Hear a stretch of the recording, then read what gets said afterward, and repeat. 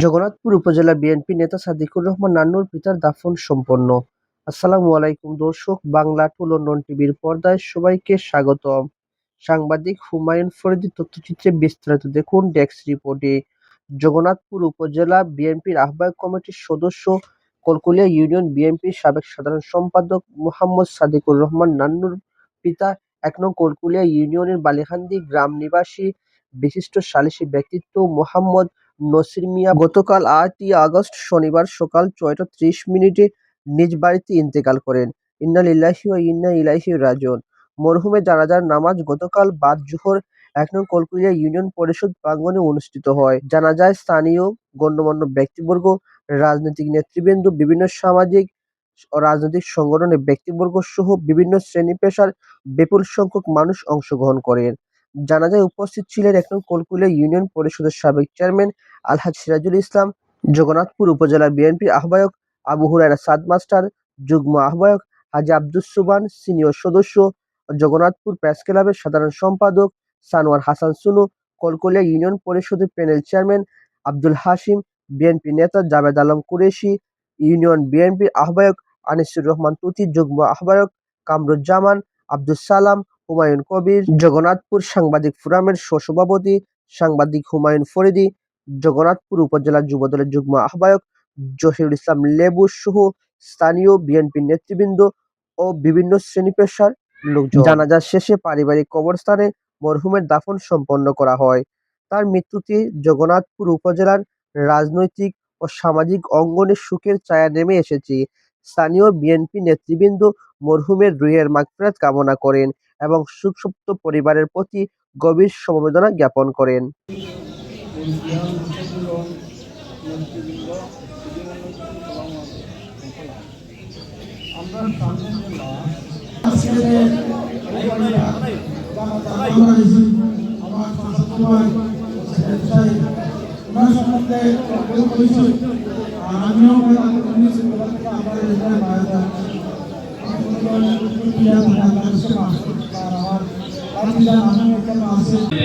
আপনার আদরের সন্তান, আদরের স্ত্রী, আদরের আত্মীয় স্বজন কেউ একটা সেকেন্ডের জন্য আপনাকে ঘরে রাখবে না। এমনকি আপনার আদরের সন্তান যাকে কুলে পিঠে লালন পালন করেছেন, যার সদা সর্বদাই সুখ দুঃখের সঙ্গী ছিলেন, ওই সন্তান আপনাকে তোমরা বাবা বলে রাখবে না। খবরের মধ্যে যাব, খবরে যাওয়ার পর মৌখিক ইন্টারভিউ হবে। উনি আমার জন্মদাতা পিতা। উনি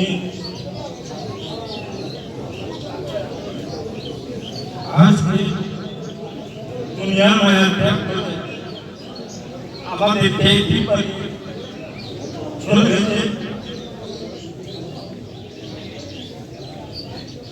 আমার পিতা যুবদশায় অর্থ এরিয়া বিভিন্ন বিচার কার্য অনুসরণ করেছে। বিচার আদালতে গেলে অনেকের পক্ষে এবং বিপক্ষে কথাবার্তা যায়। সেই হিসেবে আমার অনুযায়ী সন্তান হিসাবে আমার পিতার উপর যদি কারো কোনো ধরনের অভিযোগ অভিমান থেকে থাকে, আমি ওনার অনুযায়ী সন্তান হিসাবে খরচ করে আপনাদের কাছে ক্ষমা প্রার্থনা করছি। আপনারা আমার পিতাকে আজকের এই দিনে, আজকের শেষ বিদায়ের দিনে ক্ষমা করে দিবেন। আমার পিতা যুবদশায় দীর্ঘদিন মোল্লাগাঁও জামে মসজিদের মুতল্লি হিসেবে দায়িত্ব করেছিলেন।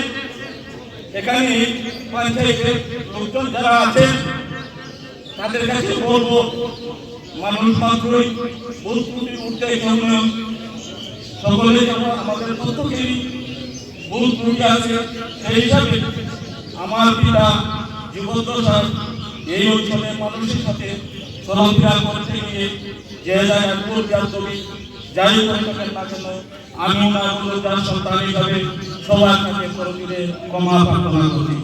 আপনারা আমার পিতাকে আজকে শেষ বিদায়ের দিনে আমাদের দিকে ক্ষমা করে দিবেন।